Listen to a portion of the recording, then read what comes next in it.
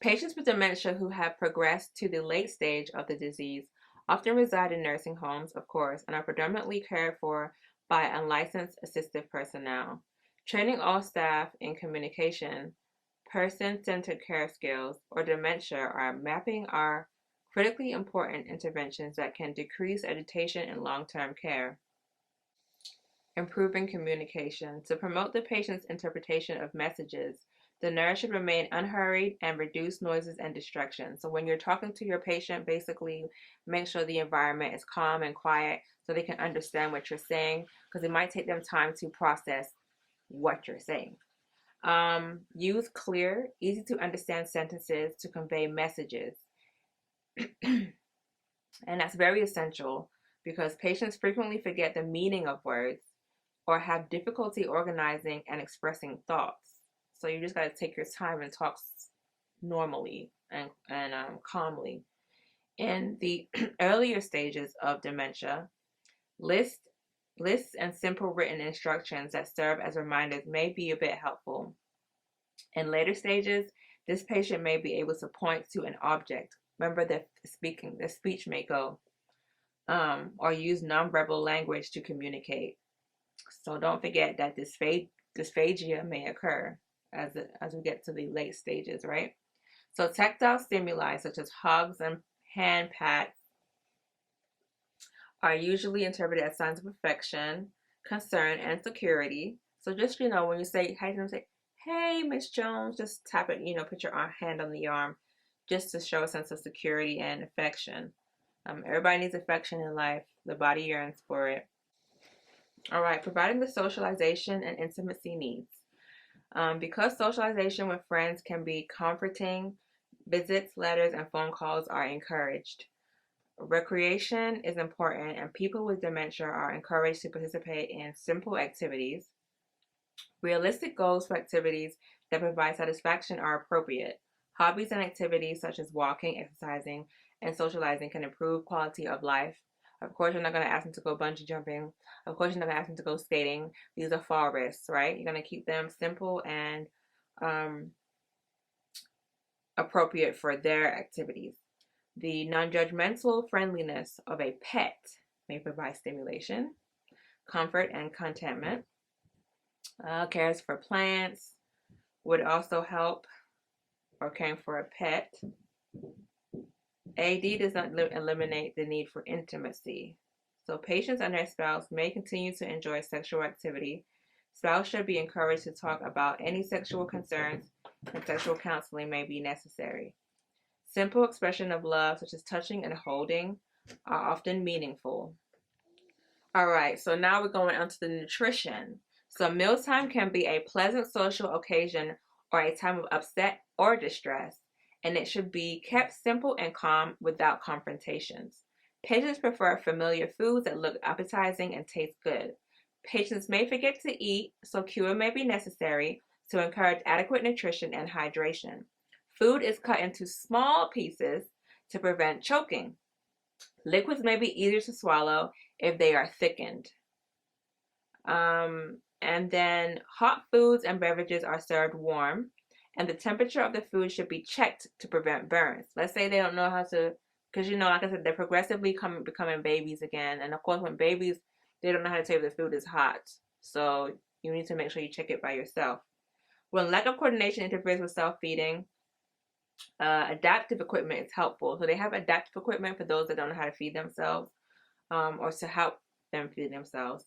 Some patients may do well eating with a spoon or with their fingers. If this is the case, an apron or a smock should be used rather than a bib, because they are not babies, but they are experiencing the similar effects that happens to babies, and is used to protect clothing. As deficits progress, it may become necessary to feed the patient. Forgetfulness, disinterest, dental problems, lack of coordination, overstimulation, and choking all serve as barriers for good nutrition and hydration. So make sure that those things do not occur, okay, or help them reduce those things. We want to promote balance, activity, and rest. So many patients with dementia exhibit sleep disturbances, wandering, and behavior that may be considered inappropriate, so they got to get enough rest. These behaviors are most likely to occur when there is an underlying problem. So caregivers must identify the need of patients who are exhibiting a change in behavior, because further health decline may occur if the source of the problem is not corrected. Adequate sleep and physical exercise is essential, all right? They need to get enough sleep and they got to get enough exercise. If sleep is interrupted or the patient cannot fall asleep, you can use music, warm milk, a back rub may help relax the patient. During the day, patients should be encouraged to participate in exercise because a regular pattern of activity and rest enhances nighttime sleep. If you're moving more during the day, of course, you're going to be more exhausted and sleep better at night. They do not recommend long periods of daytime sleep. It's discouraged because, of course, if you're sleeping all day, you're not going to sleep at night. These are all like common sense, really. Home, community, and transitional care. The emotional burden on the facilities of patients with all types of dementia is enormous. The physical health of the patient is often very stable and the decline is gradual.